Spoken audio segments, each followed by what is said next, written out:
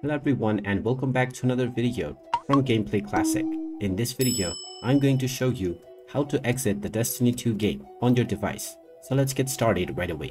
Now, when you are playing the Destiny game on your device, you will be able to exit the game at any time that you wish. Make sure that you don't have any unsaved progress within your game, which means that whichever checkpoint you are currently in, try to get into the next checkpoint so that you will not have to start the game from the previous checkpoint one more time. Now, if you are sure that you wish to quit, just tap on the escape button within your keyboard and you will see the exit to desktop option. Go ahead and click on it and you will be asked whether you are sure that you want to exit.